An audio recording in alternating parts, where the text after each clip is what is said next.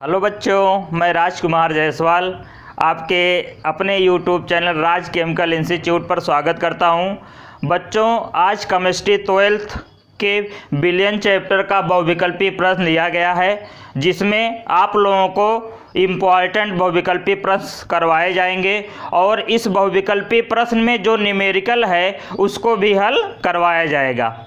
ये ऐसे प्रश्न हैं जो हर एग्ज़ाम में बार बार पूछे जाते हैं, खासकर यूपी बोर्ड वाले बच्चों के लिए तो ये बहुत ही इम्पॉर्टेंट है। इसमें कुछ प्रश्नों की श्रृंखला इस प्रकार है, जैसे दिया गया है किस विलयन का प्रसारण दाब अधिक होगा, किस विलयन का प्रसारण दाब अधिक होगा।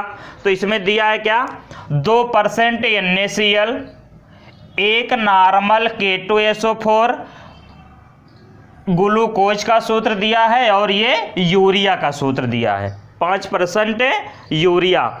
इसमें सबसे पहले ये जान लीजिए कि किसी का भी चाहे प्रसारण दाब आए या क्वथनांक आए, जिस वैद्युत अपघट्य पदार्थ में आयनों की संख्या सर्वाधिक होगी, आयनों की संख्या सबसे अधिक होगी, उसी विलयन का प्रसारण दाब, क्वथनांक, हिमांक उसी विलयन का अधिक या कम होगा। तो जब हम इसमें से तोड़ेंगे तो NaCl को तोड़ेंगे तो Na पर प्लस आएगा और Cl पर माइनस। K2SO4 को तोड़ेंगे तो ये 2K पर प्लस जाएगा और SO4 पर 2 माइनस। फिर उसके बाद यह है C6H12OC ग्लूकोज दिया है और फिर यूरिया दिया है NH2CONH2। ये चारों में इसका विलयन में विघटन होता नहीं है, इसका भी विलयन में विघटन नहीं होता है। तो इन दोनों विकल्पों में से जिस विलयन में, जिस पदार्थ में आयनों की संख्या अधिक होगी उसी का प्रसारण दाब सबसे अधिक होगा। तो किसमें आयनों की संख्या ज़्यादा है, K2SO4 में। इस प्रकार ये कौन सा ऑप्शन सही हो गया, बी वाला, यानी एक नॉर्मल K2SO4 विलयन का प्रसारण दाब अधिक होगा। फिर अगला क्वेश्चन है, आशुद्ध जल की मोलरता होती है, आशुद्ध जल की मोलरता कितनी होती, ये तो मोस्ट इंपॉर्टेंट प्रश्न है, वेरी वेरी इंपॉर्टेंट प्रश्न है ये, कि आशुद्ध जल की मोलरता कितनी होती है। इसमें न्यूमेरिकल हल किया जाता है कि मोलरता क्या लेंगे, मोलरता, और मोलरता का परिभाषा क्या है कि यदि 1 लीटर विलयन में विलेय के मोलों की संख्या 1 हो, यदि 1 लीटर विलयन में विलेय के मोलों की संख्या 1 हो तो उसे 1 मोलर विलयन कहते हैं। तो मोलरता, अब मोलरता क्या कह रहा है कि अशुद्ध जल की मोलरता, अशुद्ध जल की मोलरता हम कैसे निकालेंगे, तो मोलरता का सूत्र होता है विलेय के मोलों की संख्या, विलेय के मोलों की संख्या बटे विलयन का आयतन लीटर में, विलयन का आयतन लीटर में। अब मोलों की संख्या कैसे निकालते हैं, विलेय का भार, विलेय का भार बटे, यहां लग जाए विलेय का अणुभार, विलेय का अणुभार, फिर बटे पूरे का विलयन का क्या हो जाएगा, आयतन। विलयन का आयतन किस में लिया जाता है, लीटर में। अब हम जानते हैं विलेय का भार, तो इसमें कुछ नहीं दिया है तो इसको हम मानेंगे 1 किलोग्राम, और 1 किलोग्राम में कितना ग्राम होता है, 1000 ग्राम, बटे विलेय मतलब H2O और इसका अणुभार कितना होता है 18, तो अपान कितना हो गया 18। जब कुछ नहीं दिया है तो विलयन का आयतन कितना हो जाएगा, 1 लीटर, कितना हो जाएगा 1 लीटर। जब इसको हल करेंगे तो 1000 बटे 18, और जब इसको हल करेंगे तो आएगा 55.56, यानी हमारा कौन सा आंसर सही होगा, ए वाला। अशुद्ध जल की मोलरता कितनी होती है, 55.56। इस प्रकार अगला क्वेश्चन है, H3PO4 के 1 मोलर विलयन की नॉर्मलता होगी, H3PO4 के 1 मोलर विलयन की नॉर्मलता क्या होगी। तो इसमें कुछ नहीं दिया, एक अम्ल दिया है, ऑर्थोफॉस्फोरिक अम्ल दिया है H3PO4। इसमें जब इसको हम तोड़ेंगे H3PO4 को जब हम तोड़ेंगे तो ये टूटेगा 3H पर प्लस और PO4 पर 3 माइनस, इस प्रकार टूटेगा। तो अब इसमें एक सूत्र होता है नॉर्मलता बटे मोलरता। सूत्र क्या होती है? नॉर्मलता बटे मोलरता बराबर अम्ल में उपस्थित धनायनों या ऋणायनों की संख्या। तो इस प्रकार कितने 3H बन रहे हैं? 3। तो इसका आंसर क्या हो जाएगा? 3। यानी H3PO4 के 1 मोलर विलयन की नॉर्मलता कितनी होगी?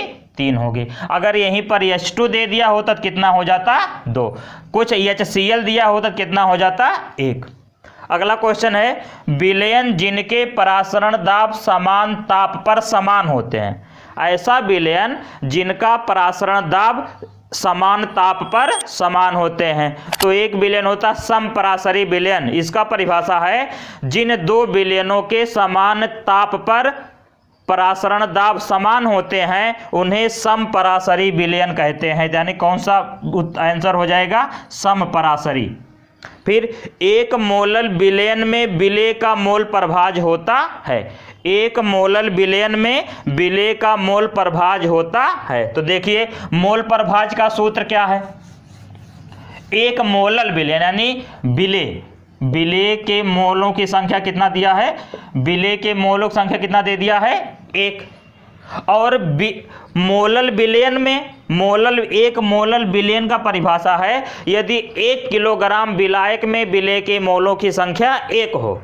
यदि 1 किलोग्राम विलायक में विलेय के मोलों की संख्या 1 हो तो उसे एक मोलल विलयन कहते हैं। तो मोल प्रभाज इसका सूत्र क्या होता है? विलेय के मोलों की संख्या, विलेय के मोलों की संख्या बटे विलायक के मोलों की संख्या, विलायक के मोलों की संख्या। ये अब दिया है क्या? विलेय के मोलों की संख्या। तो विलेय के मोलों की संख्या कितना हो गया? 1 तो दे दिया है। लेकिन विलायक के मोलों की संख्या, और मोलों की संख्या कैसे निकालते हैं? विलेय का भार बटे विलेय का अनुभार। चाहे विलेय का अगर विलायक का निकालना हो तो विलायक का, तो विलेय का निकालना हो तो विलेय का। तो विलायक का भार जब कुछ नहीं दिया तो 1 किलोग्राम, और 1 किलोग्राम को हम कितना मानेंगे? 1000 ग्राम बटे जल का अनुभार कितना होता है? 18। यानी कितना कर देंगे? 18। अब ये 18 ऊपर जाएगा तो कितना हो जाएगा? 18 बटे 1000। और जब इसको हल करोगे तो कितना आएगा? 0.018। यानी एक मोलल विलयन में विलेय का मोल प्रभाज कितना होता है? ये विकल्प दूसरा सही है, 0.018। अगला प्रश्न है निम्नलिखित में से विलयन का अनुसंख गुणधर्म नहीं है। विलयन के अनुसंख गुणधर्म होते क्वथनांक, परासरण दाब, हिमांक, वाष्प दाब। ये अनुसंख गुणधर्म होते हैं। तो इसमें से कौन सा नहीं है? पृष्ठ तनाव ये वाला नहीं है। परासरण दाब भी होता है, वाष्प दाब भी होता है और क्वथनांक भी होता है। तो कौन सा अनुसंख गुणधर्म नहीं है? पृष्ठ तनाव। इस प्रकार हम अगले प्रश्न की ओर चलते हैं।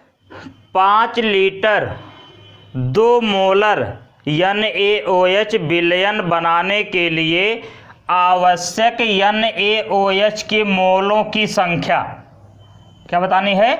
आवश्यक NaOH के मोलों की संख्या बताइए। इस प्रश्न को बताने से पहले आप लोग भाई वीडियो को सब लाइक नहीं करते हैं और ना ही अपने मित्रों तक शेयर करते हैं। चल करिए, शुभ काम करिए, चैनल को सब्सक्राइब करिए, बेल आइकन को दबाइए जिससे हर वीडियो का नोटिफिकेशन सबसे पहले आप तक पहुंचता रहे। देखो बच्चों, लाइक करने से तो आप लोगों को कुछ नहीं जाता है, लेकिन हमको मोटिवेशन मिलता है।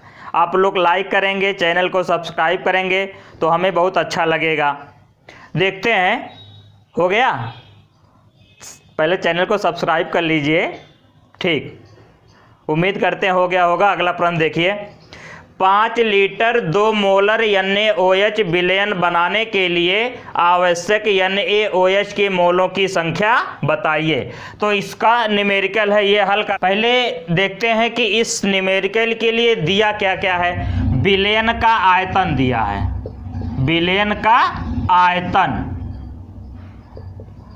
विलयन का आयतन कितना दिया है 5 लीटर। विलयन का आयतन कितना दिया है 5 लीटर। मोलरता दिया है, मोलरता, मोलरता कितना दिया है 2 मोलर। अब मोलों की संख्या पूछ रहा है, क्या पूछ रहा है मोलों की संख्या। तो मोलों की संख्या हम किस प्रकार निकालते हैं। पहले मोलरता बराबर सूत्र होता है, मोलरता, मोलरता बराबर होता है विलेय के मोलों की संख्या, विलेय के मोलों की संख्या बटे विलयन का आयतन लीटर में। विलयन का आयतन किस में रहता है लीटर में रहता है।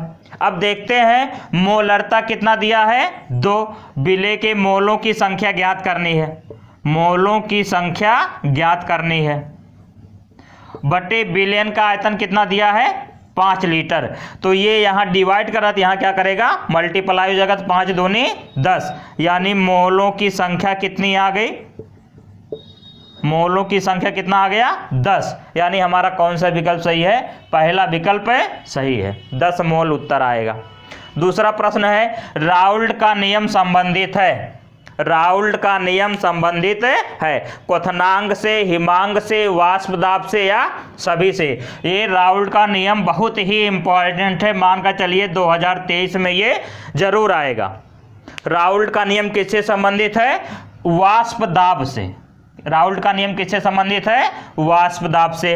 हेनरी का नियम, हेनरी का नियम, इसमें हेनरी के नियम में क्या है जो वाष्प दाब होता है चाहे विलेय का होगा चाहे विलायक का, अगर विलेय का होगा तो विलेय के मोल प्रभाज के समानुपाती, और अगर विलायक का होगा तो विलायक के मोल प्रभाज के समानुपाती। यानी इसमें सब बराबर होगा, अगर बी का लिया गया है तो बी का और ए का लिया गया है तो ए का। तो हेनरी का नियम कौन सा है पीबी बराबर एक्सबी और केबी। मोललता की इकाई होती है, बहुत पूछा जाता है मोललता की इकाई होती है, तो मोललता की इकाई होती है मोल प्रति किलोग्राम।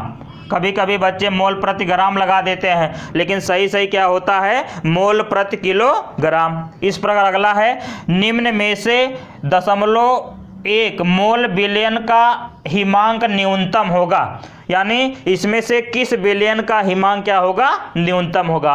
तो अभी इसके पीछे हम बताए थे एक प्रश्न कि जिस पदार्थ में आयनों की संख्या सबसे ज्यादा होगी उसी का हिमांक, क्वथनांक, वाष्प दाब सब न्यूनतम या अधिकतम होता है। तो इसमें NaCl यानी Na पर 1 प्लस जाएगा, यहाँ Na2 यानी 2 प्लस जाएगा, यहाँ पर 1 प्लस जाएगा, यहाँ पर 1, यानी कौन सा विकल्प सही है Na2SO4। फिर अगला प्रश्न है जिस ताप पर द्रव का वाष्प दाब वायुमंडलीय दाब के बराबर हो जाता है, यानी हमारा जैसे दूध अगर उबल रहा है तो दूध कब उबलेगा जब बाहर का वाष्प दाब और जो गर्म कर रहा है जिस बर्तन में रखा है उसका दाब जब दोनों बराबर हो जाएगा और उस समय अगर हम गैस को तेज करते हैं तो वो क्या हो जाएगा उबलने लगेगा। तो इस प्रकार कह सकते हैं क्या कि जब उबलेगा तो उबलेगा क्या होता है बॉयल, और बॉयलिंग क्या क्या होता है क्वथनांक। यानी जिस ताप पर द्रव का वाष्प दाब वायुमंडलीय दाब के बराबर हो जाता है उसे हम क्या कहते हैं क्वथनांक कहते हैं। इस प्रकार विलयन चैप्टर से बहुविकल्पीय प्रश्न आप लोगों के लिए हो गया है। अब आप लोग से कमेंट करके ये बताइए कि आप लोगों को पहले न्यूमेरिकल करवाए, विलयन चैप्टर से जो इम्पोर्टेंट न्यूमेरिकल है वह करवाया जाए कि थियरी जो आता है वो करवाया जाए। विलयन चैप्टर से अधिकतर जो आता है वो सवाल या बहुविकल्पीय प्रश्न ही आता है। तो आप लोग कमेंट करके बताएंगे कि पहले न्यूमेरिकल कराया जाए या सवाल ये थियरी वाला पार्ट करवाया जाए, जो वीडियो कल तक आप लोगों को मिल जाएगा। वीडियो अगर आपको लोग अच्छा लगा हो तो प्लीज़ चैनल को सब्सक्राइब करिए, मित्रों तक शेयर करिए, लाइक करिए। धन्यवाद। जय हिंद।